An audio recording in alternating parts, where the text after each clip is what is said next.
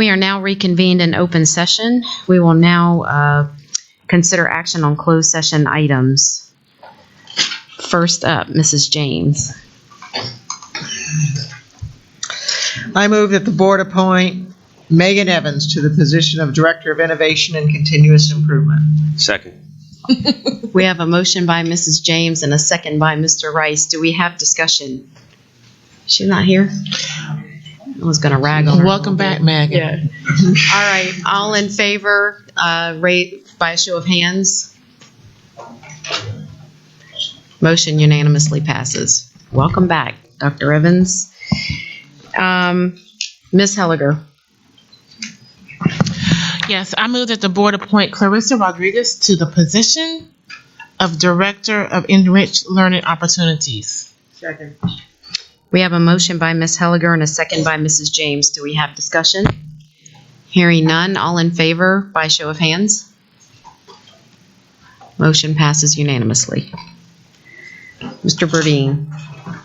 Yes, Madam President. I move to authorize the superintendent to negotiate and execute a resignation and release agreement in TEA docket number 008-LH-10-2017, consistent with the terms presented in closed session and subject to the negotiation and execution of the agreement. Further move to rescind the proposed termination of the term employment contract of Shannon Gutierrez and to rescind the proposed suspension without pay.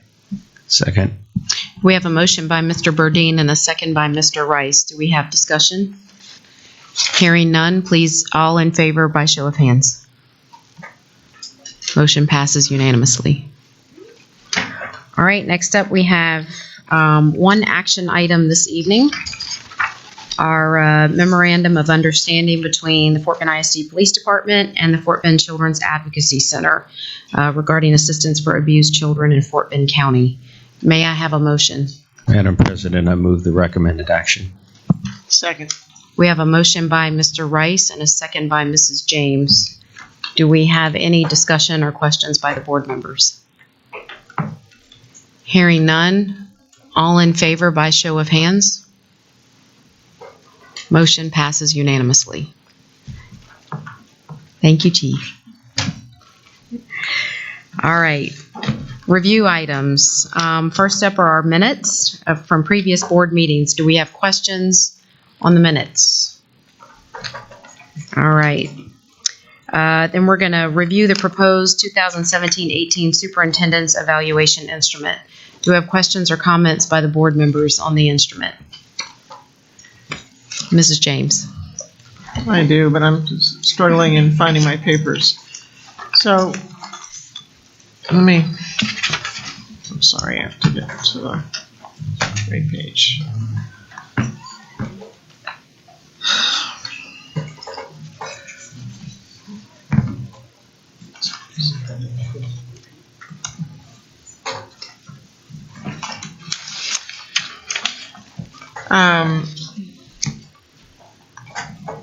Okay, so one thing, just as a comment, I guess I wrote it in the form of a question, but I'll comment that eventually I'd like to get us aligning this with, or get the board self-evaluation aligned with this document. So I don't know how we go about that, but the governance committee is meeting tomorrow, and that's part of the conversation we're going to have there and bring it to the board. Okay, that's awesome. You guys are awesome. I'm so glad I'm not on the governance committee. Mr. Rice is glad that he is on the governance committee. Look at him smiling. I can see. If you let him wear your fireman's helmet again, maybe it'll help. Okay. I wondered if I'm kind of diving into details here. I guess I just looking for student ownership component. That seemed to be a thing that we really kind of emphasized in our goals and objectives, and I was struggling to find it in what I saw there. So that's one question. How is it addressed? Maybe let's start with that. The bulk of that is going to come through the profile of a graduate goal that was addressed in here. And I think you even asked specifically about would this address this. And so what we're going to do is we've tried to be keen listeners to the board's priorities as we pick the first two to implement. So we're expecting one of the two that are rolled out next fall would be designed around the student ownership and responsibility. Okay, and was there a place in that for exploring the project-based learning also? Is that in that same, it really is hard for me to see it up there. I guess I look this way. Or are we a little too early in the process for exploring the project-based learning? You want to address that, Deanna? Yes, at this point, and we included that in the responses, but at this point, we're really focused right now on the blended learning piece that's associated with that particular learning goal. But as we continue to expand our curriculum and work through that piece, we'll begin to build on some of the based learning pieces.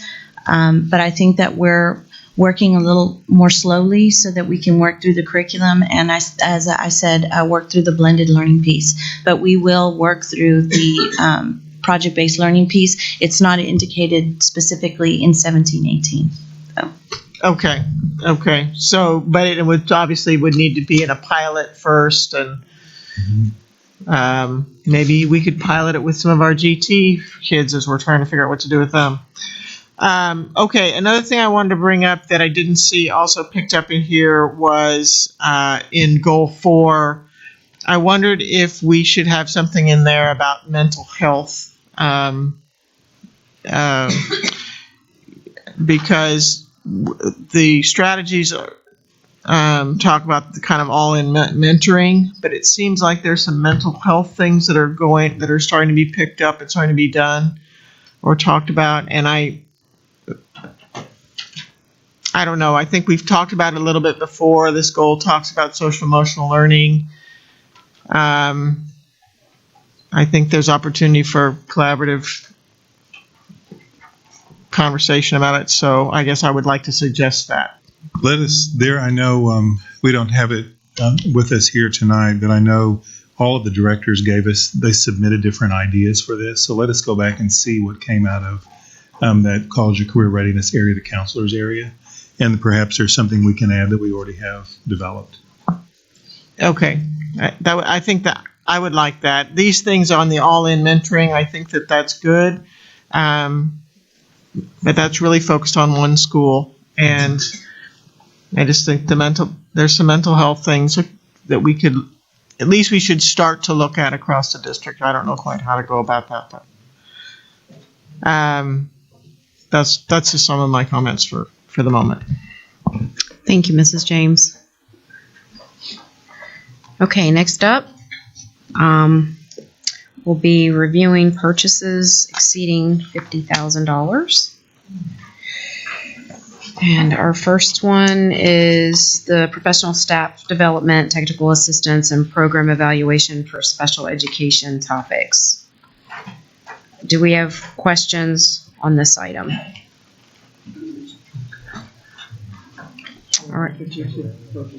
Yes, we think this is good. All right. Sheet music, music supplies, and related items. Yes. We like that one too. Next, band uniforms and related items for Bush High School. We like that one too. Mm-hmm. All right, we have an agreement next between Fort Bend ISD and ACESL to conduct this. I guess ACESL means Smart Financial Center, or the manager of Smart Financial Center. Sugarland is the company, or ACE. ACE Sugarland, yeah. To conduct the 17-18 commencement exercises. Do we have questions on this one? Yes. Yes, sir. Mr. Rice. It's not a question, but well, I guess a comment and a question. I'm very happy to be returning there. I think things went very well last year. It's in our community, and we need to support our community. And then the question is to ask Mrs. Kaiser if she's had a chance to update the calendar to show the proposed graduation dates yet, or is that, sure that'll be coming? I was just looking at it in here, and I didn't see that we got to really go home any earlier than before. Just gives them more time to get to and from, not really us more time. Gives them more time. But still, I'm glad it's a very nice venue. I'm glad to be returning. Thank you, Mr. Rice. All right, next up we have I'm sorry, Mr. Burdine. Mrs. Sofer, I was going to ask, so obviously there was some negotiation between the two parties, and that was favorable for both of us. And It absolutely was. There was an opportunity for us to go back and revisit and make sure that the proposal to us was more in line with what comparable venues were charging. The city was instrumental in helping us negotiate that, and they also provided their areas of expertise in transportation and safety. So we appreciate them doing that. good. I'm glad that we're building that relationship with Sugar Land. So Absolutely. thank you. Thank you, Mr. Burdine. Okay, next up are board policies. First up is DGBA Local on Personnel Management Relations and Employee Complaints and Grievances. Do we have questions or comments from board members on this one? Again, thank you to our policy committee for working on these, vetting them for us. FNG Local on Students' Rights and Responsibilities, Student and Parent Complaints and Grievances. Do we have questions or comments on this policy? Finally, Policy GF Local on Public Complaints. Any questions? Mr. Burdine? I wanted to make a comment that I wanted to thank you two for your hard work. And I guess I can speak for the other board members in this, but it's something that's extremely important, but yet a lot of work's involved and there's a lot of detail. And I trust the two of you in your work, so appreciate you. Thank you, Mr. Burdine. You do speak for the board. Okay, next up is a cooperative internship agreement between Fort Bend and the University of Alabama Music Therapy Program for music therapy interns in Fort Bend ISD. I think this is great. Anybody got any questions or comments on this? All right. Donations exceeding $10,000. Chevron donated $28,525 to fund the fall 2017 Jason Teacher Workshop, the Jason Project National Conference Registration, and the Argonaut Teacher Student Program. That's excellent. Do you have questions on this one? Comments? Thank you, Chevron. And then the Settlers Way PTA donated $11,200 to Settlers Way Elementary to cover expenses related to field trip transportation, technology purchases, and the purchase of materials for the science program. Thank you, Settlers Way PTA. Okay.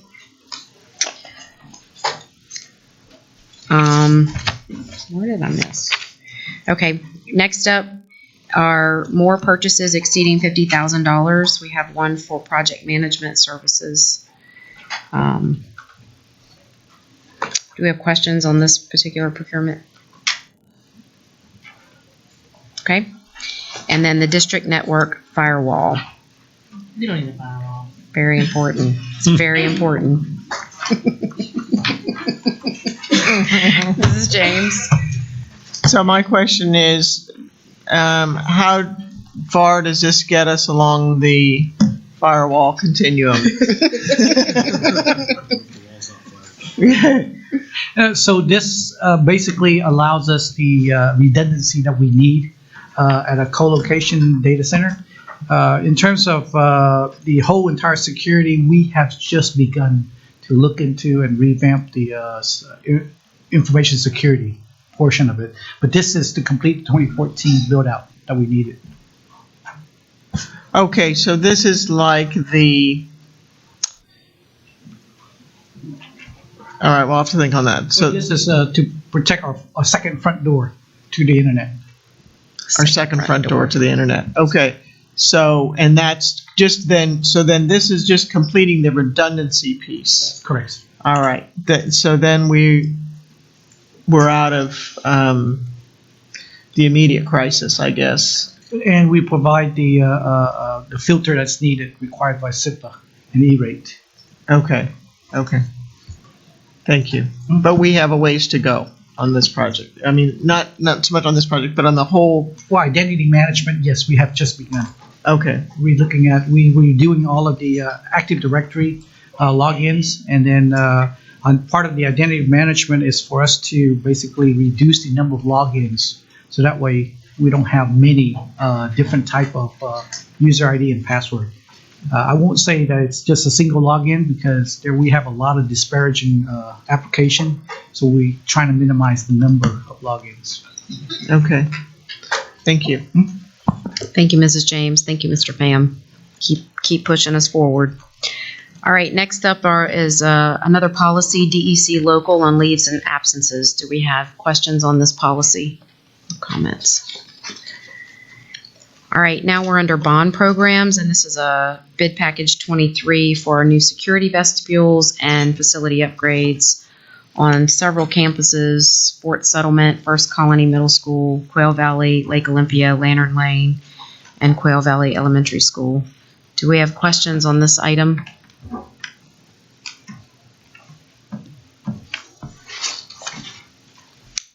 Okay. Next up is our proposed organizational structure for Bond 2018 and approval of 5 new positions to support Bond 2018. Do we have questions on this item? Yes. Mr. Rice. Dr. Dupree, my question is this: since we're facing a budget shortfall, what is the rationale that we would hire these folks and their burden on payroll and so forth, and are they being paid for out of the M&O budget? It's my, and you can correct me, it's my understanding these would be paid from the bond budget, because as we begin to ramp these positions up, we'll be pulling back on the Jacobs contract. We're trying to move toward a balanced role, a kind of a hybrid between our staff and a partner we would hire for the next bond program. Okay, so will not affect the M&O side of our budget? No, sir. Excuse me, it will not. It's approximately $150,000, and we will go ahead and use bond 2014 funds and then eventually switch over to 18 once it passes. It also reduces these 5 positions, reduce 5 outside consultant positions. It's $150,000 for 5 positions? Correct. What we're doing is we're looking at switching some of our internal folks, and so some of it is upgrades to a different position, and also it's not all new positions. Not all new. Okay. Thank you. Thank you, Mr. Rice. Mrs. James. Okay, I guess I'm still a little bit confused. So we're could you say it again? We're shifting some of our people to different places. I'm kind of lost. Could you explain it to us, please? Because I have the same worry as Mr. Rice, how we're going to pay for it. And then my second concern is, how are we going to have highly qualified people in these positions? Yes, ma'am. So these positions are all positions that other than one are positions that we already have in place, that we want to go ahead and shift them into the positions that we're now presently utilizing the program manager on. So clarifying question. So basically, right now we're using a consultant, the program manager, for these positions, and we're bringing this in-house. That is correct. And what's the advantage of that? Well, the advantage of it is that we've been hiring qualified people that can do this work. It will cost the district a lot less to go ahead and manage it in this manner. Also, what it does is it gives us control to be able to ramp up when we need to ramp up and ramp back when we need to. And the benefit is to the district. Right now, the way the contract is written, Jacobs in this case has that ability. They know when they bring on project managers, they know when they release them and all, but the benefit is not really to the district. We're paying a fixed fee at this point to Jacobs. And so the contract that we're looking at negotiating with whomever that company may be would be one where we are the ones that have control on that. And so we would be, there would be a rate sheet. We know what it is that we're buying. We utilize them during the duration of time that we need the position, and then we can scale back. And so it cuts our cost.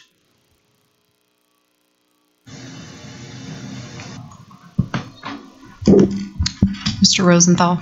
So would it be fair to say, because it's actually increasing our cost, but would it be fair to say that if we do this, then when we go out to hire a new program manager, we don't need as much of their time and effort, so that contract will be less? Correct. Okay. This is for the 2018. Right. And these people will not be put into place really, or these positions will not be put in place until that bond passes? No, sir, we need to bring folks on because we need to have them ready so that we can be ramped up and ready to go once the bond passes. If we wait, then we're losing, time. So we need to be able to have these folks on ahead of time. One thing I don't think that either of us have done a good job of conveying yet is that all of these positions are currently in place through the Jacobs contract. Only we're paying a very high hourly rate for each of them. So by paying Jacobs for them, by moving them in, by hiring them on our own, paying them from the bond money, Jacobs will eliminate the position from their org chart, and then we will take people in most of these positions, as I understand it, already on our staff and redirect them into these jobs. So we're paying for these positions already. It's just a matter of the rate of pay and whether we're paying them directly or paying them through the Jacobs contract at this point. But what I'm hearing is the net is still, less in the long run. Yes, over time, Right. there'll be a significant net Okay. savings. But just for point of clarification, that savings would be in the subsequent bond because Yes. we're, at this point, there's a fixed fee that we're paying Jacobs. We're not asking them to reduce that fee. Mrs. James? And do we feel like if we hire these people in-house that we can retain them? Because that's the benefit, right, of having Jacobs as the contractor, because they're providing us a qualified project manager or whatever it might Does be. Carolina want to speak? Please come to the microphone. She's bouncing. Or come to Long's chair, take his seat. She was bouncing. Do you know that you do that? You kind of. Welcome to the table. Well, hello. I just wanted to clarify. I think we're a little bit confused. So this structure is for the upcoming 2018 bond. So 2014 bond will stay the way it is. We will finish the program the way we started. For 2018 bond, the goal is to bring these positions on board spring of next year so that we can work together and plan for the 2018 bond. The goal is the 150 is to fund it through the 2014 internal bond support budget that we have. And so then use these people to help plan for the 2018 bond. When we hire a third party or a new consultant for the next bond, we're going to reduce the number of positions in their structure. Now, the number of positions that are going to fluctuate for 2018 bond is that big box you see, PM team, increase and decrease workforce as we ramp up and then ramp down. That's where we're going to truly then bring them on board and then send them home as we finish projects. We expect to have a really stable workforce where it comes to the senior construction manager, the senior manager, design manager. That workforce is planned to be stable throughout the entire bond program. So you're saying it's the PM team where the box is that will fluctuate based on need during the 2018 bond program? Correct. But all the other positions are stable positions within Fort Bend ISD. The gray boxes are going to be Fort Bend. Some are existing positions that we're going to shift into this bond. Others are new positions. So the red ones we're planning to bring new. And then the green boxes or the whatever The color consultants are the ones consultant that would be third party. So as you can see, the mid structure it's heavier on the Fort Bend side. So we want to have the management piece in-house. Like the executive assistant, the design manager, the logistics specialist, those are what you would call, those are the new positions that you're trying to. Correct. Okay. Mr. Rice?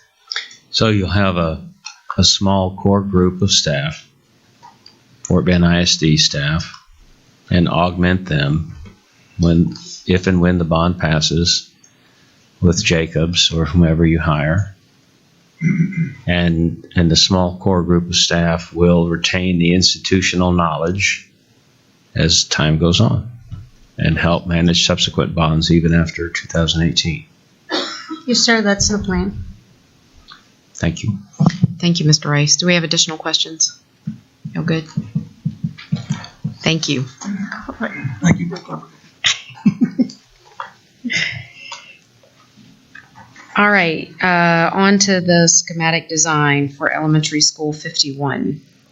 Do we have someone to go through this with us? Okay. Yes, ma'am.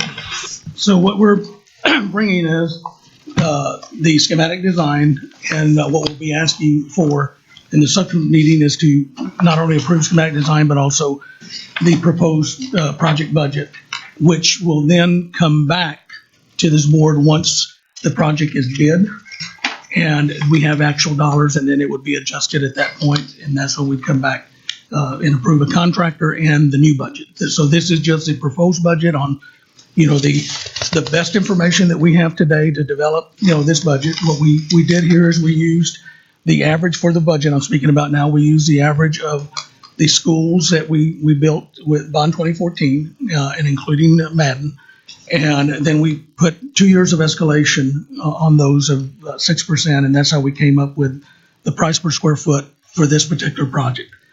So what we have is we have, I'm going to have Farrah Sabuni. Okay, I didn't know who was going to present. So Farrah will be presenting schematic design to us at this point.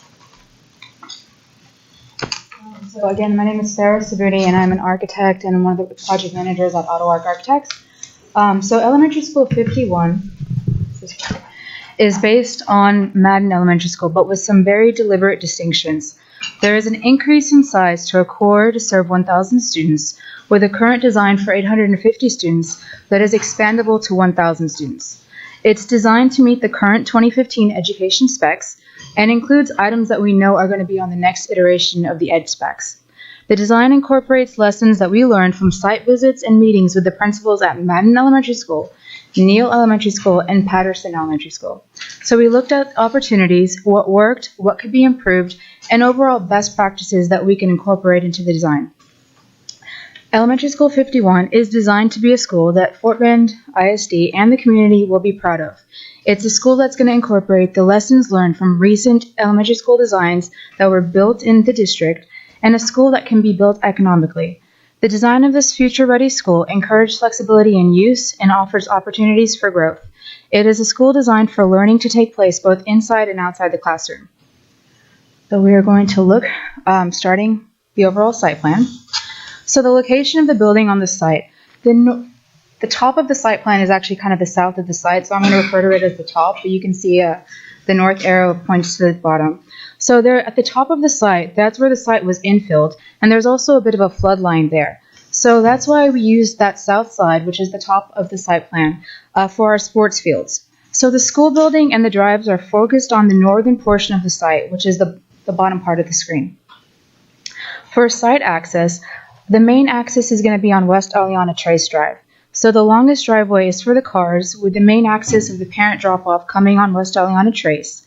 You have a secondary parent drop-off access on the side street, and that can be controlled by the administration for optimal drop-off and pickups. And that's also where, when pre-K comes onto the campus, you will have the pre-K drop-off. We have double stacking and long queue lines, so there are more cars that can stack on site.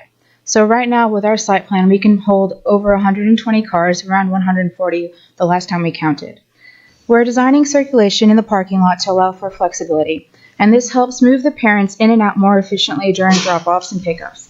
And it also separates the queues from different circulation types.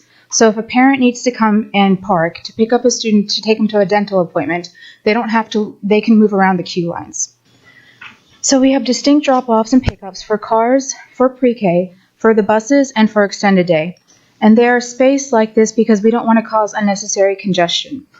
And the sports field and playground access is through a path that does not cross a street.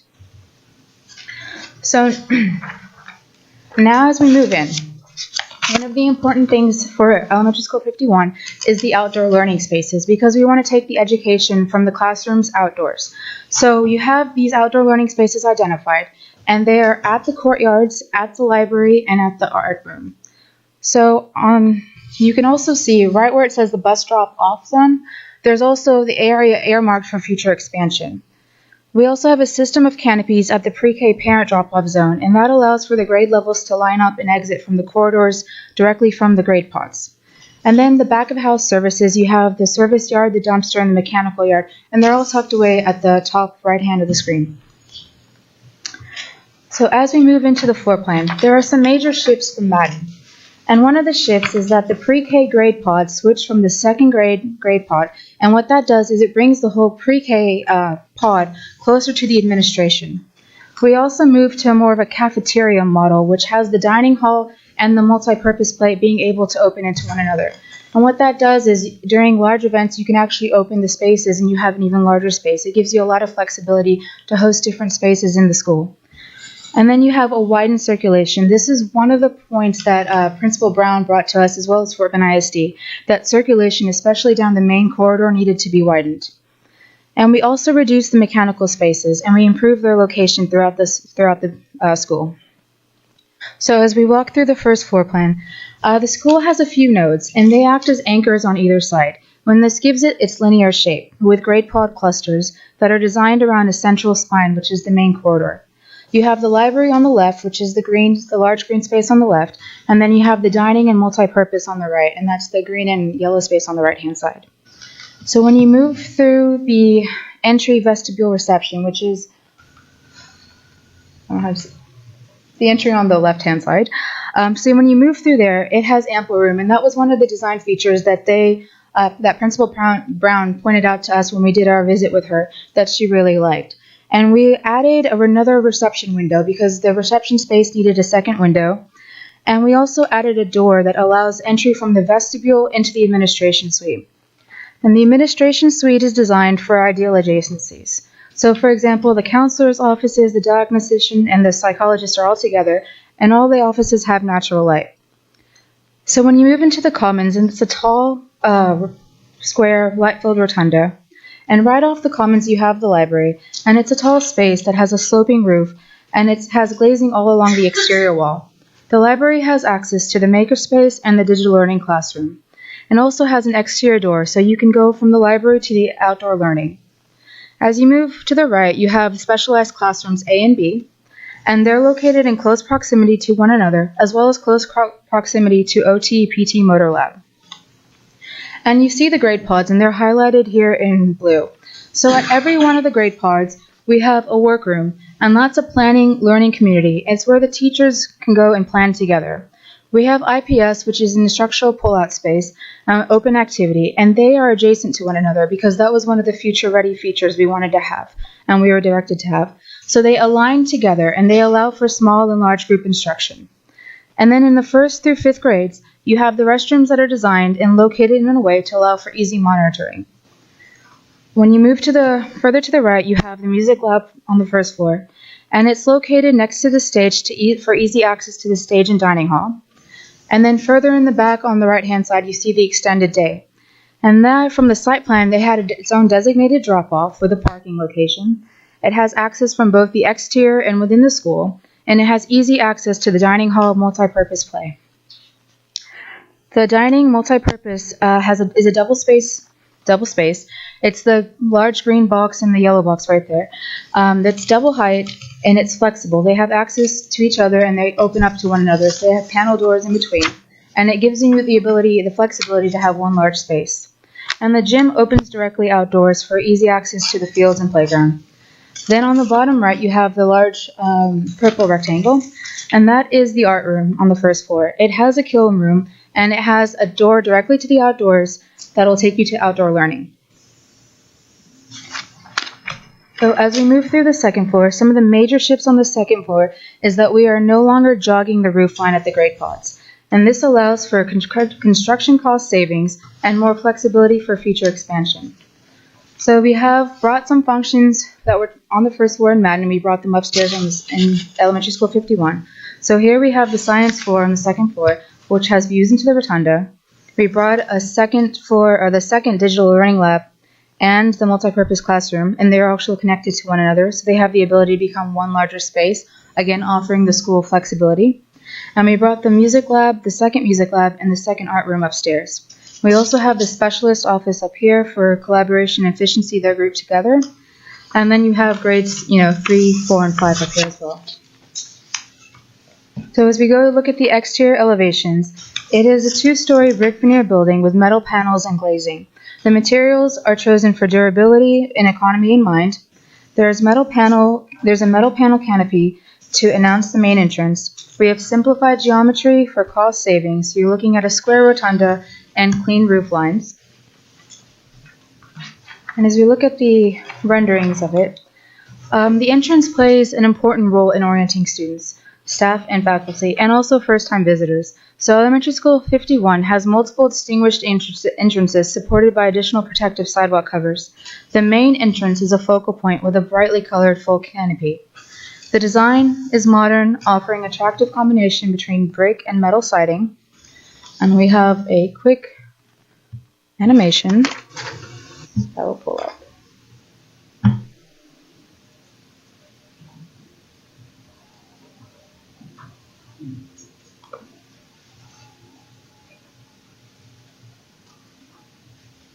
So this gives you a little idea of how the form and masses of the building and the materials that we're looking at.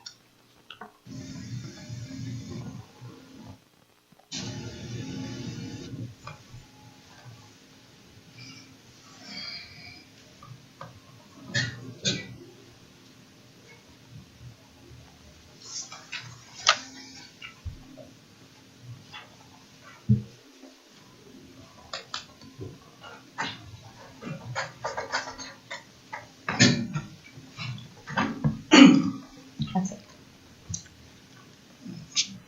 Thank you. That's our presentation. If you have any questions, we'll be entertained. Questions from the board members or comments? Mr. Rice? Very nice presentation. It looks very, very modern and contemporary. Thank you, Mr. Rice. Mr. Burdine? Yes, I wanted to, I know that we got some input from several principals, including Pamela Brown, I would assume the principal at Madden Elementary. Could you give me a few examples of what some of those changes that, just maybe a few that Pamela Brown had mentioned,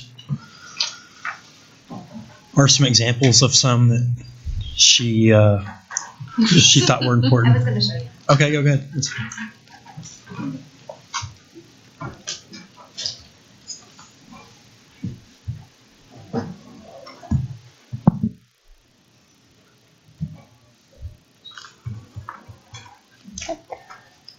As Sarah had mentioned, when we met with Ms. Brown, she had indicated a couple things that we definitely wanted to pick up.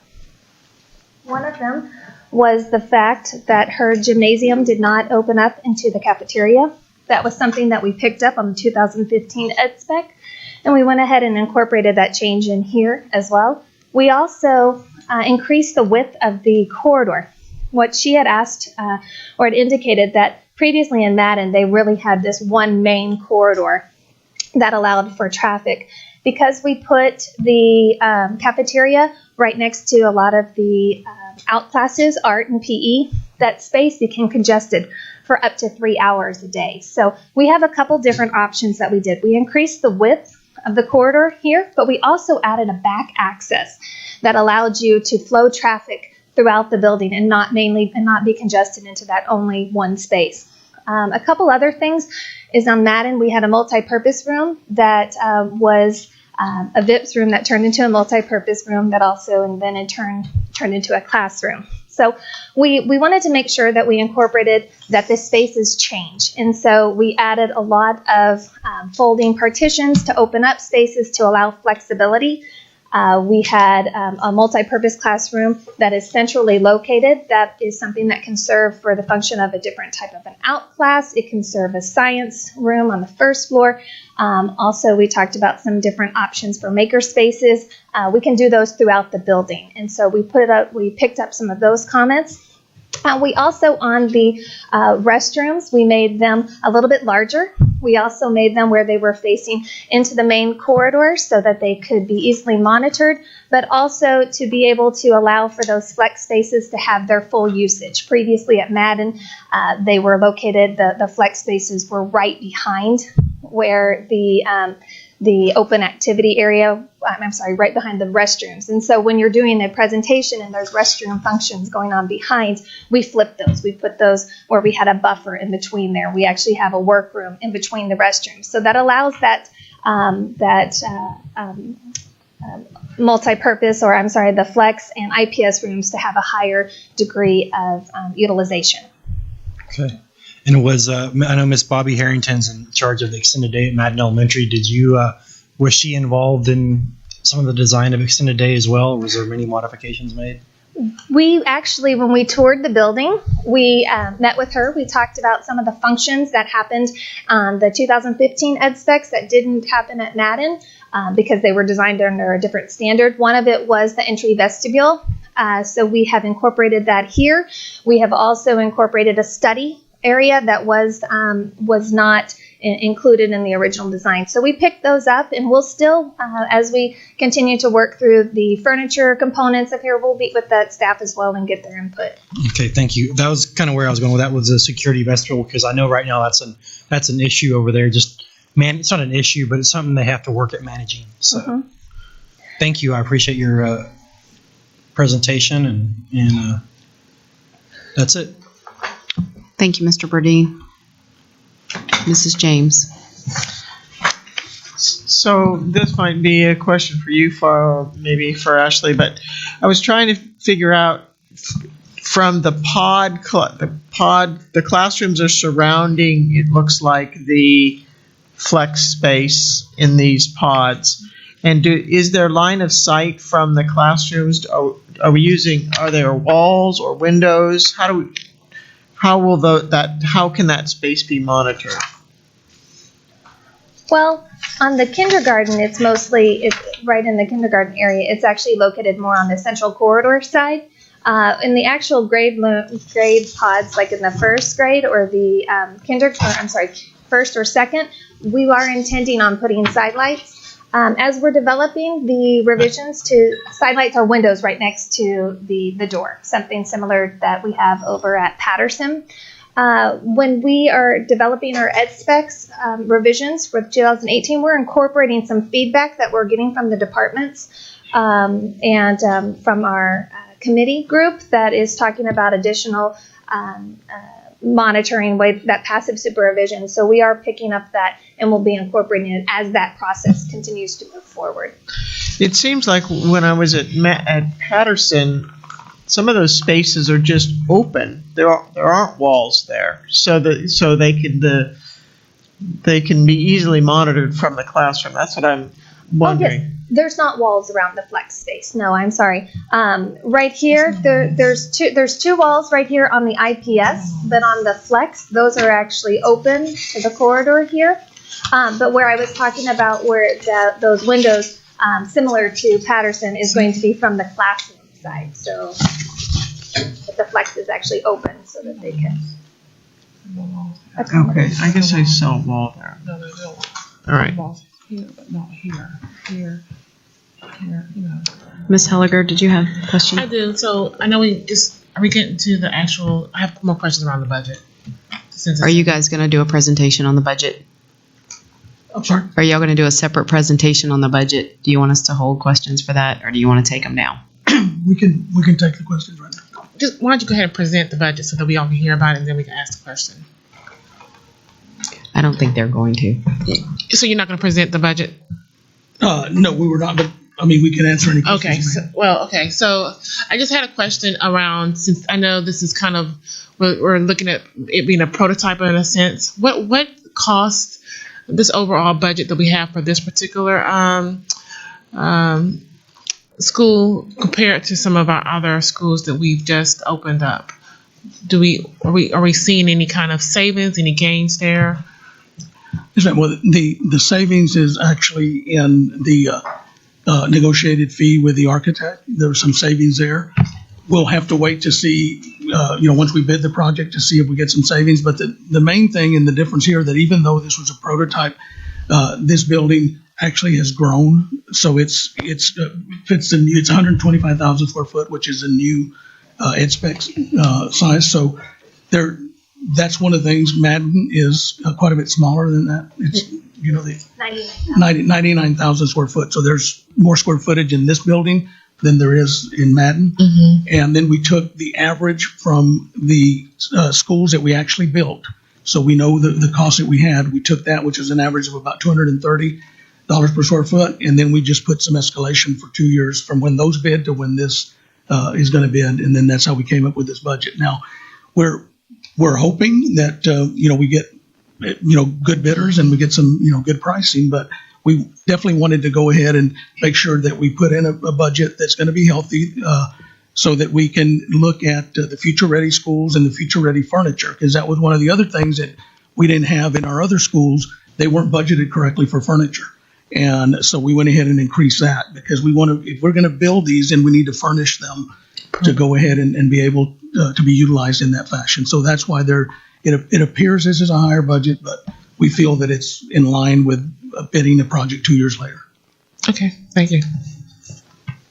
Thank you, Ms. Helliger. Mrs. James. How many square feet did you say was estimated? I didn't hear the number. 125. Okay, any additional questions? Thank you. Next up is the transfer of funds from savings into the 2014 bond program contingency. Do we have questions on this item? I do.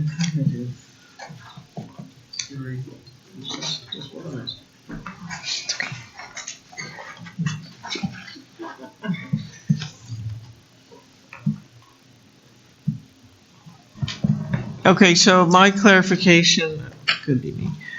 So my clarification on this is these contingencies that are here. So the cumulative contingency right now is estimated at 15.3 million, and you're estimating that by the end of the bond program, there'll be 11.3 million in program contingency.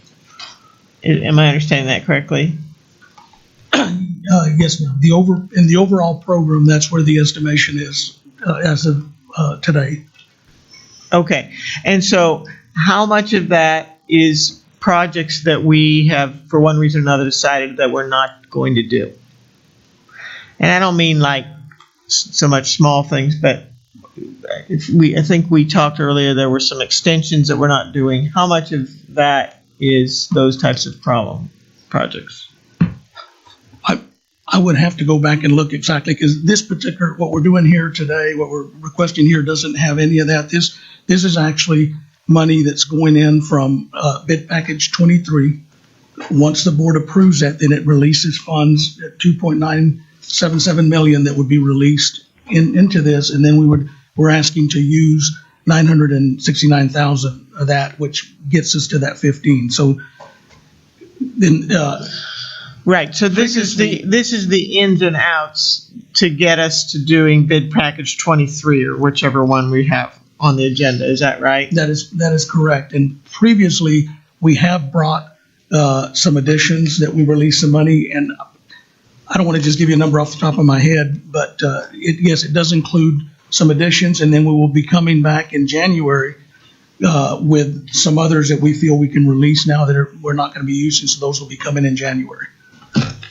Okay, so I guess, okay, that's fine. I guess I'm just trying to understand. The $11.3 million is, some of that is things we've saved or we've done the project through the general fund or something like that, and so we don't, and that's what some of these savings are, right, from bid package 23.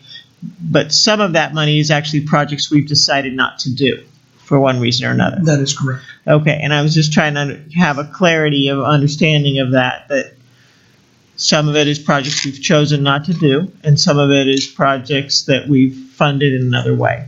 That is correct. Okay, thank you. Thank you, Mrs. James. Do we have additional questions on this item? Okay, moving on to purchases exceeding $50,000. We have the Mission West Elementary Spark Park. Do we have questions on the Spark Park?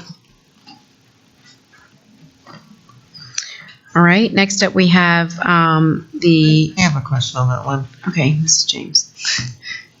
No? Okay. So my question on this was, when I looked at the ratings on this, the contractor's prior experience was not rated very well. And I was trying to understand that because it seems like it's a person that we've done a lot of business with. So what was the explanation for that? Okay, yes, ma'am. The section that you're speaking to is the contractor's prior experience, and that had to do with Spark Parks. And so procurement only received one reference from Spark Parks, and that's why they were rated in that manner. But if you go back and you look at the past experience with Fort Bend ISD, then they're 4.5 out of 5. So it's two different ratings. This one was project specific, and they rated low on that, project specific, but on the other they rated high. Okay, so this was an example where their reference didn't get turned in on time or something like that? Well, no, they did, one reference was submitted that had Spark Park experience. Okay. They've not done Spark. They've not done Spark Park before. Okay, thank you. All right, next up is our Oracle DLT Solutions Planning and Budgeting Cloud Service and Enterprise Performance Reporting Cloud Service. Do you have questions on this one? All right, and then the Architectural Design Services for IT Closet Cooling and Environment. Questions or comments on this one? And our next purchase are work uniforms and related items. Any questions on the work uniforms? All right, finally, we're going to review the proposed electric easement agreement between Fort Bend and Centerpoint Energy at Willow Ridge and McCullough Middle School. Do we have questions on the easement?